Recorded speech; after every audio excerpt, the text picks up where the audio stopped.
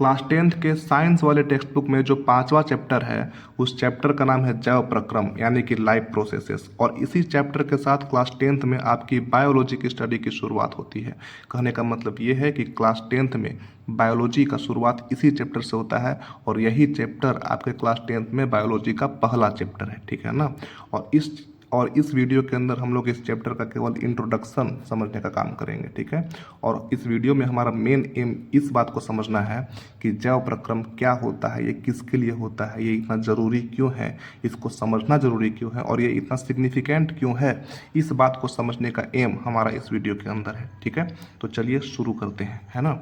अब देखिए, आपको पता है कि धरती पर दो तरह की चीज़ें मिलती हैं, एक होती है सजीव और एक होती है निर्जीव। सजीव को हम लोग कहते हैं लिविंग और इसको कहते हैं नॉन लिविंग, ठीक है। कोई आपसे पूछे कि बताओ सजीव और निर्जीव के अंदर सबसे बड़ा अंतर क्या होता है, ठीक है। तो आपको पता है कि सजीव के अंदर आपको लाइफ देखने को मिलता है, यानी कि इसके अंदर जीवन होता है ना।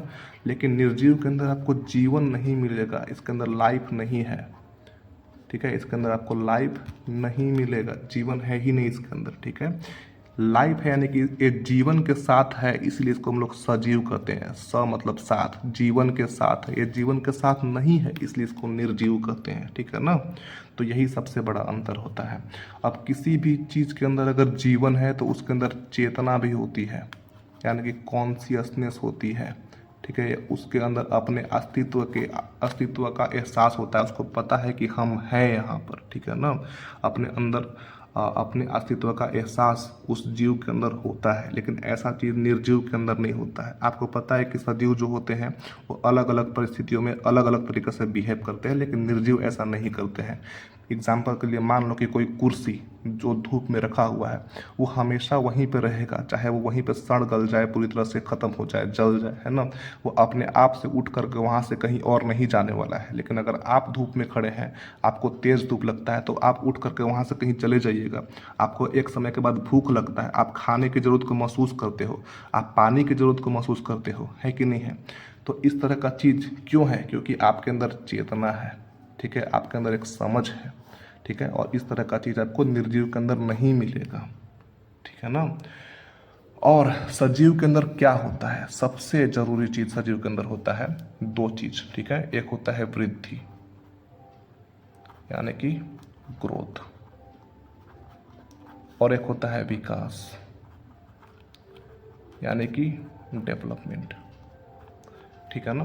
तो हर एक सजीव के अंदर दो काम आपको जरूर दिखाई देगा, एक है वृद्धि और एक है विकास। वृद्धि करने का मतलब क्या है कि सजीव का शरीर लगातार बदलते रहता है, बढ़ते रहता है, ठीक है ना। जीवन से लेकर मृत्यु तक उसके शरीर में लगातार कुछ न कुछ परिवर्तन होते रहता है और इसी को हम लोग कहते हैं वृद्धि।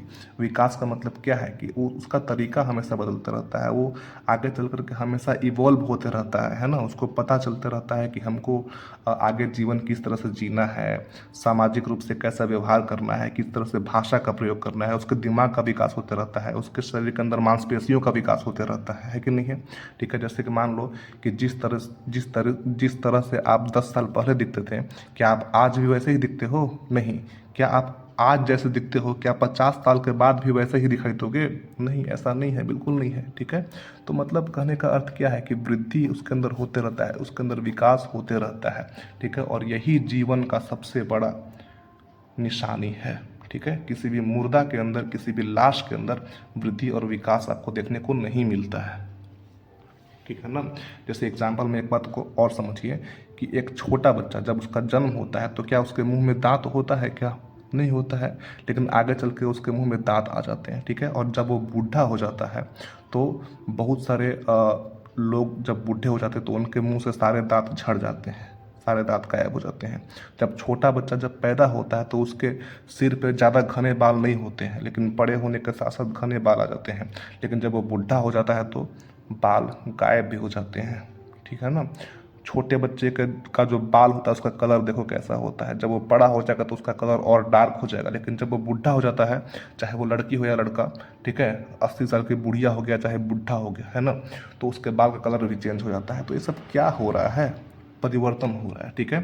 तो सजीव के अंदर हमेशा परिवर्तन होते रहता है, ठीक है। और क्यों है? क्योंकि उसके अंदर चेतना है, अपने आप के होने का एहसास है, ठीक है।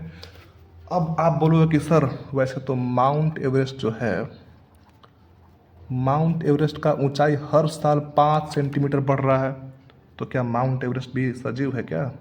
ठीक है, पहले इसका ऊंचाई जो है 8,848 मीटर था, अब इसका ऊंचाई 8,850 मीटर हो गया, तो बढ़ तो रहा है ये भी, है कि नहीं है? तो माउंट एवरेस्ट को भी हम लोग सजीव बोल सकते हैं क्या? नहीं बोल सकते हैं भाई, इसको कैसे बोल सकते हो? ठीक है, अब देखो माउंट एवरेस्ट क्यों बढ़ रहा है, इसका हाइट क्यों बढ़ रहा है, इसके पीछे का रीज़न है प्लेट टेक्टोनिक्स। प्लेट टेक्टोनिक्स को समझोगे तब मालूम चलेगा कि इसका हाइट क्यों बढ़ रहा है। इसका हाइट बढ़ने के पीछे बहुत सारे फोर्स काम करते हैं, बहुत सारे बल काम करते हैं। इंडोजेनिक फोर्स होते हैं, एक्सोजेनिक फोर्स होते हैं, ठीक है ना। और तो और जो कन्वेक्शनल करंट जो पृथ्वी के अंदर बहते रहता है, ठीक है, उस वो भी एक रीज़न है जिसकी वजह से माउंट एवरेस्ट का हाइट लगातार बढ़ रहा है। ठीक है, जो इंडिया का कोस्ट लाइन है उसका हाइट लगातार कम, उसका भी लेंथ लगातार कम होते जा रहा है। ठीक है, तो इसके पीछे का रीज़न कुछ अलग है, लेकिन सजीव के अंदर क्या इन सब रीजन से वृद्धि और विकास हो रहा है? क्या सजीव के अंदर भी प्लेट टेक्टोनिक्स हो रहा है क्या? नहीं ना।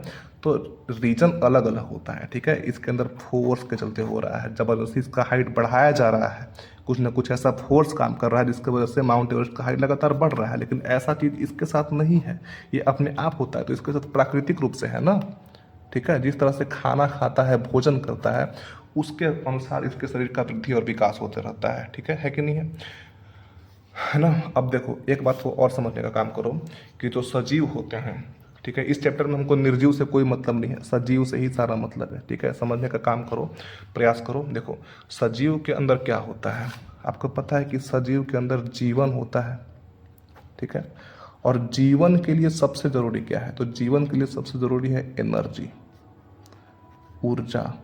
किसी के अंदर ऊर्जा है तभी वो जिंदा है, ऊर्जा है तभी वो सांस ले सकता है, ऊर्जा है तभी वो अपना सारा काम कर सकता है कि नहीं है? ठीक है, तो ऊर्जा ज़रूरी है जीवन के लिए। और ऊर्जा कैसे मिलता है? ऊर्जा के लिए जीव क्या करता है? तो भोजन करता है। ठीक है, फूड कंज्यूम करता है, तब जाकर के उसको एनर्जी मिलता है। ठीक है, भोजन में बहुत सारे पोषक तत्व होते हैं, है ना, जैसे कि कार्बोहाइड्रेट, प्रोटीन, मिनरल्स, इस तरह की जो चीज़ें हैं, फैट, है ना। तो ये सारे पोषक तत्व मिल करके उसको एनर्जी देते हैं, ऊर्जा देते हैं, तब जा कर के वो जिंदा रह सकता है। तो ये ऊर्जा ही तो है जो जीवन को सपोर्ट कर रहा है। ठीक है, अब बताओ कि भोजन में पोषक तत्व तो है, लेकिन भोजन से पोषक तत्व कैसे मिलेगा उसको? जब तक से उस भोजन का पाचन नहीं होगा तो क्या उसको पोषक तत्व मिलेगा क्या? नहीं मिल सकता है। तो भोजन का पाचन होना बहुत ज़रूरी है, और पाचन होने के बाद जो पोषक तत्व मिलता है उसी से उसके शरीर का क्या होता है? उसी से उसके शरीर का पोषण होता है, यानी कि न्यूट्रिशन होता है। ठीक है, और शरीर का न्यूट्रिशन होगा तभी उसके अंदर जीवन बना रहेगा। न्यूट्रिशन यानी कि पोषण रुक गया तो जीवन भी खत्म हो जाएगा, वो मरा हुआ हो जाएगा, है ना। किसी भी मरे हुए जीव के अंदर पोषण नहीं होता है। ठीक है, इसलिए वो समय के साथ साथ डिके हो जाता है, नष्ट हो जाता है ना। इसलिए पोषण को हम लोग जैव प्रक्रम का पहला भाग कहते हैं। ये हमारे लिए एक इम्पोर्टेंट पार्ट है जो कि लाइफ प्रोसेस के अंदर काउंट होता है ना। तो जैव प्रक्रम का ही एक भाग क्या है? पोषण। इस चैप्टर के अंदर हम लोग आगे चल के पोषण को भी समझने का काम करेंगे, जिसके अंदर सबसे मुख्य प्रक्रिया क्या है? डाइजेशन, यानी कि पाचन तंत्र को समझेंगे। ठीक है, अब पोषण तो हमारे लिए ज़रूरी है। ठीक है, आपको एक बात और पता है कि शरीर जो होता है सजीव का, ठीक है, वो किससे बना हुआ है? ये कोशिकाओं से बना हुआ है। अरबों खरबों कोशिकाएं काम करते रहती हैं सजीव के अंदर, तभी वो जिंदा है। ठीक है, कोशिकाओं के अंदर क्या होती है पता है ना? माइटोकॉन्ड्रिया होता है। ठीक है, माइटोकॉन्ड्रिया होता है किसके अंदर? कोशिकाओं के अंदर। और माइटोकॉन्ड्रिया को हम लोग क्या कहते हैं? क्लास 9 में पढ़े हो ना, कोशिका का ऊर्जा घर यानी कि बिजली घर कहते हैं। क्यों? क्योंकि इसके अंदर एक कार्य होता है, उसको बोलते हैं दहन। ठीक है, खाद्य पदार्थों का दहन होता है इसके अंदर। ठीक है, और दहन के बाद ये एटीपी के रूप में, यानी कि एडिनोसिन ट्राइफॉस्फेट के रूप में एनर्जी रिलीज करता है। ठीक है, ये एनर्जी करेंसी है एटीपी। ठीक है, तो दहन हो रहा है तभी उसके अंदर एटीपी के रूप में ऊर्जा बन रहा है ना। तो दहन को हम लोग कहते हैं कॉम्बसन। ठीक है, तो उस चीज़ को, तो उसके अंदर खाद्य पदार्थों का दहन हो रहा है ना, तब तो जाकर के एनर्जी मिल रहा है। खाद्य पदार्थ कैसे आया था? भोजन किए थे आप, पाचन किए थे, तब तो जाकर आया था ना। तो उसी का दहन हो रहा था, तब जाकर के एनर्जी बना, और इसी एनर्जी को हम लोग जमा करते हैं, स्टोर करते हैं, और समय के साथ साथ हम लोग इसको यूज करते हैं, ठीक है। और दहन कर रहे हैं तभी तो एनर्जी बन रहा है ना। दहन के लिए सबसे ज़रूरी क्या है? तो किसी भी चीज़ को जलाने के लिए ऑक्सीजन की आवश्यकता होती है कि नहीं होती है? ठीक है, किसी भी चीज़ को जलाने के लिए ऑक्सीजन की आवश्यकता बहुत ज़रूरी है। ऑक्सीजन उसके लिए परम आवश्यक है, मोस्ट इम्पोर्टेंट है उसके लिए ऑक्सीजन। जब तक से ऑक्सीजन नहीं मिलेगा तब तक से किसी चीज़ का दहन नहीं हो सकता है, ठीक है। तो ऑक्सीजन चाहिए शरीर को, है ना। और ऑक्सीजन के लिए हमारा शरीर क्या करता है पता है ना? हम लोग लगातार करते रहते हैं, सोए हो चाहे जागे हो, होश में हो या फिर बेहोश में हो, जब तक जिंदा हो तब तक हम लोग एक काम लगातार करते रहते हैं, और वो काम है सांस लेना, यानी कि श्वसन करना, रेस्पिरेशन, ठीक है। ये काम हम लोग लगातार करते रहते हैं, और इससे हम लोग, हमारे शरीर के अंदर ऑक्सीजन की पूर्ति होती रहती है, ठीक है। हम लोग इसमें गैसों का आदान प्रदान करते हैं ना, पता है कि नहीं? ऑक्सीजन हम लोग अंदर लेते हैं, इन इस ऑक्सीजन का एंट्री होता है और कार्बन डाइऑक्साइड का एग्जिट होता है। कार्बन डाइऑक्साइड हमारे शरीर से निकल करके बाहर जाता है और ऑक्सीजन अंदर आता है, और इसी ऑक्सीजन का यूज कौन करता है? माइटोकॉन्ड्रिया करता है दहन करने के लिए, और दहन के बाद ऊर्जा बनता है, और इसी ऊर्जा से हमें सपोर्ट मिलता है, तभी हम लोग जीवन जी पाते हैं, जिंदा रह पाते हैं, ठीक है। तो श्वसन भी हमारे लिए एक इम्पोर्टेंट प्रोसेस वन है कि नहीं? तो श्वसन भी हमारे लिए एक इम्पोर्टेंट प्रोसेस है, इसलिए ये भी जैव प्रक्रम का एक महत्वपूर्ण भाग है, एक इम्पोर्टेंट पार्ट है, ठीक है ना। तो पहला पार्ट है पोषण, और दूसरा क्या हो गया? श्वसन। हम लोग इस चैप्टर के अंदर श्वसन का भी समझेंगे। इसी बुक में इसी चैप्टर के अंदर श्वसन प्रक्रिया का भी एक अलग सेगमेंट है, और हम लोग उसको समझेंगे, ठीक है। तो ऑक्सीजन जो है वो श्वसन करने के लिए बहुत ही इंपॉर्टेंट कंपोनेंट है, ठीक है। अब हमको ये बताओ कि श्वसन कहाँ पे होता है, कौन सा अंग है जो श्वसन को सपोर्ट करता है? हम लोग श्वसन फेफड़ा से करते हैं कि नहीं? लंग्स का यूज करते हैं ना सांस लेने के लिए, ठीक है। वैसे नाक का भी यूज होता है, लेकिन सबसे इम्पोर्टेंट भूमिका कौन निभाता है? फेफड़ा निभाता है, ठीक है। तो श्वसन के बाद जो ऊर्जा बनेगा, श्वसन के बाद जो ऑक्सीजन मिलेगा, और ऑक्सीजन की मदद से दहन करके जो ऊर्जा मिलेगा, क्या उसका उपयोग केवल फेफड़ा करेगा कि जितने भी अंग सब करते हैं? आपको पता है कि हमारे शरीर के अंदर सबसे ज़्यादा व्यस्त अंग जो है वो दिमाग है और जो हार्ट है, ठीक है। ये लोग हमेशा काम करते रहते हैं, तभी आप जिंदा है, ठीक है। तो दिमाग जो है बहुत ज़्यादा एनर्जी कंज्यूम करता है, ठीक है। इसको बहुत ज़्यादा ऊर्जा चाहिए होता है। तो दिमाग तक ऊर्जा पहुँचाने की आवश्यकता है कि नहीं है? केवल ऊर्जा को ही पहुंचाना है क्या, कि बाकी सारे चीज़ को भी पहुंचाना है? देखो, जितने भी अंग है, सभी अंगों के कार्य करने के लिए अलग अलग चीज़ों की आवश्यकता पड़ती है, ठीक है। बहुत सारे जो अंग होते हैं हमारे अंदर, आपको पता है कि पैर है, हाथ है, ठीक है। सबका काम अलग अलग है, और सबको ऊर्जा की आवश्यकता है, सबको अलग अलग चीज़ों की आवश्यकता पड़ती है, ठीक है। तो हर एक अंग को लिंक करने के लिए कुछ कॉमन चीज़ तो होना चाहिए ना, ठीक है। सब तक ऊर्जा पहुंचाने के लिए कुछ ट्रांसपोर्ट का सिस्टम चाहिए कि नहीं चाहिए? ठीक है, तो ट्रांसपोर्टेशन का सिस्टम भी बहुत ज़रूरी है, यानी कि इसको हम लोग कहेंगे परिवहन, ठीक है। परिवहन में क्या होता है? जितने भी अंग हैं सबके पास ऊर्जा पहुंच जाता है। जैसे कि ऑक्सीजन हमारे शरीर के अंदर श्वसन से जाता है, और और ऑक्सीजन का यूज कौन करता है? माइटोकॉन्ड्रिया करता है ना। माइटोकॉन्ड्रिया कहाँ पे होता है? कोशिका में होता है। तो क्या कोशिका केवल फेफड़ा के पास ही है कि दिमाग के पास भी है? सभी अंगों के पास फेफड़ा कोशिका है ना, ठीक है। तो जितने, तो हमारे शरीर के अंदर जहाँ जहाँ कोशिकाएं होती हैं सबके पास माइटोकॉन्ड्रिया, और सबको ऑक्सीजन की आवश्यकता है ताकि उसका यूज करके दहन कर सके, है ना, और एटीपी के रूप में ऊर्जा बना सके, ठीक है। तो ऑक्सीजन को हर जगह तक पहुंचाने के लिए हमको परिवहन का सिस्टम चाहिए कि नहीं चाहिए? ट्रांसपोर्ट का सिस्टम चाहिए कि नहीं चाहिए, ठीक है। और ट्रांसपोर्ट करने में, परिवहन करने में, यानी कि ऑक्सीजन को या फिर ऊर्जा को एक जगह से दूसरे जगह तक पहुंचाने के लिए सबसे ज़्यादा काम कौन करता है? सबसे महत्वपूर्ण भूमिका कौन निभाता है? तो वो हमारे लिए है रक्त, यानी कि ब्लड। शरीर का लगभग सारे अंग, जितने भी अंग हैं, सब ब्लड से जुड़े हुए होते हैं, ठीक है। तो ब्लड जो है वो परिवहन में सबसे ज़्यादा भूमिका निभाता है। तो परिवहन का भी एक अपना सिस्टम है, अपना एक तंत्र है, ठीक है। और इसीलिए परिवहन भी जैव प्रक्रम का एक बहुत ही महत्वपूर्ण हिस्सा है। कहने का मतलब ये है कि अगर परिवहन नहीं होगा तो जीवन संभव नहीं है, ठीक है ना। तो परिवहन भी बहुत ज़्यादा सपोर्ट करता है जीवन को बनाए रखने में, ठीक है। तो परिवहन हमारा अगला जैव प्रक्रम हो गया। यहाँ तक तो क्लियर है ना। अब एक बात बताओ कि हम लोग भोजन करते हैं, पानी पीते हैं, और हमारे शरीर के अंदर जितनी भी कोशिकाएं हैं सब के अंदर कुछ न कुछ कार्य होते रहता है, ठीक है। आपको पता है कि कोशिका के अंदर एक लाइसोसोम होता है ना, क्लास 9 पे पढ़ते हैं आप लोग। लाइसोसोम है, इसको हम लोग आत्मघाती थैली कहते हैं, ठीक है। ये कई सारे अंगकों को जो खराब हो जाते हैं या फिर जो बिना काम के होते हैं उसको नष्ट कर देता है, उसको बर्बाद कर देता है, ठीक है। तो इससे जो अपशिष्ट बनते हैं, जो इससे वेस्ट बनता है, इससे जो फालतू का पदार्थ जनरेट हो जाता है, उसको शरीर के अंदर ही होना चाहिए क्या, कि उसको बाहर करना है। हम लोग खाना खाते तो क्या सारा का सारा खाना पच जाता है? क्या पूरे भोजन का इस्तेमाल हमारा शरीर कर लेता है क्या? नहीं ना, कुछ तो चीज़ बच जाता है ना, और उसको हम लोग शरीर से बाहर करते हैं। पानी पीते हैं तो पानी से जो चीज़ हमारे लिए ज़रूरी है उसको हमारा शरीर एक्सट्रैक्ट कर लेता है, लेकिन जो पानी बच जाता है फालतू का, जिसका कोई काम नहीं होता है, उसको एक जगह पे स्टोर कर देते हैं हम लोग, और फिर उसको हम लोग बाहर कर देते हैं। तो बाहर करने का सिस्टम अगर ठीक से काम नहीं करेगा तो क्या आपका जीवन जी पाना, जिंदा रह पाना संभव है क्या? नहीं ना।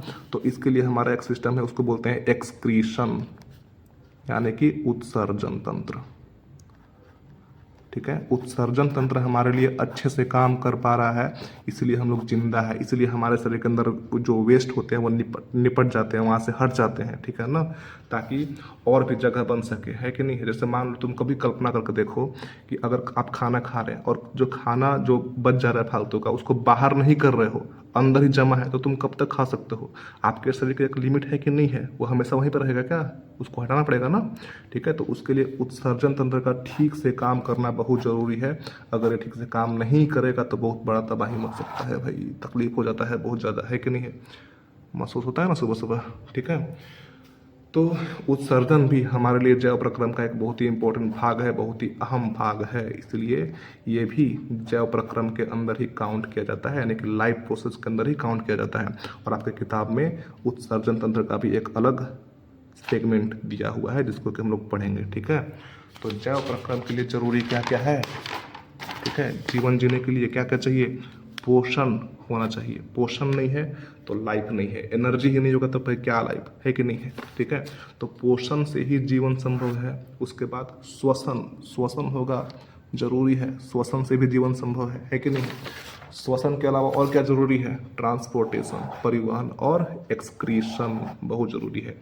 हम ऐसा नहीं कर सकते हैं कि ये काम कम जरूरी है या फिर कम इम्पोर्टेंट है, दूसरा काम ज़्यादा इम्पोर्टेंट है। आप ऐसा नहीं कर सकते हो कि पोषण से ज़्यादा जरूरी श्वसन है, या फिर श्वसन से ज़्यादा जरूरी परिवहन है, या फिर परिवहन से ज़्यादा जरूरी उत्सर्जन है। सभी प्रक्रियाओं का अपना अपना महत्व है, कोई भी प्रक्रिया कम महत्व का नहीं है, ठीक है ना। तो इसमें हम लोग क्या क्या जरूरी पढ़ेंगे हम लोग, ठीक है। तो पहले पढ़ेंगे पोषण, ठीक है ना। उसके बाद हम लोग पढ़ेंगे श्वसन, उसके बाद हम लोग पढ़ेंगे परिवहन, ठीक है। और उसके बाद हम लोग पढ़ेंगे उत्सर्जन। तो ये जितने भी सिस्टम है, जितने भी प्रोसेस हैं, जितने भी प्रक्रम हैं, इन सारे प्रक्रम को पढ़ते चलेंगे हम लोग इस चैप्टर के अंत तक, ठीक है ना। ये सारे प्रक्रम एक साथ सही से काम कर पा रहे हैं तभी आप आज तक जीवित बचे हुए हैं, सही से टिके हुए हैं, नहीं तो ख़त्म हो जाएगा भाई कोई भी एक चीज़ जवाब दिया तो, ठीक है। बस इतना ही समझाना था, इसका इंट्रोडक्शन में बस इतना ही समझना है। समझ में आया तो ठीक है, नहीं समझ में आया तो आप एक बार और इस वीडियो को शुरू से लेकर के अंत तक देख सकते हो, ठीक है। जैसा लगा बताना, कमेंट कर देना, लाइक कर देना, सबको शेयर कर देना, ठीक है। और चैनल को सब्सक्राइब कर देना, और मौका मिलेगा या फिर समय बचेगा तो इसके आगे का भी सेगमेंट हम लोग कवर करेंगे, ठीक है। आप लोग इसका वेट कर सकते हो, ठीक है ना। अगर चैनल का ग्रोथ अच्छा से होता है, आप लोग सपोर्ट करते हो बढ़िया से, तो हमको मोटिवेशन मिलेगा, इसका प्रेरणा मिलेगा, तब जा कर के हम और भी चीज़ बनाएंगे, ठीक है। आपके लिए और भी कॉन्सेप्ट्स को इसी तरह से समझाने का काम करेंगे, ठीक है। सपोर्ट कीजिए और बस, धन्यवाद।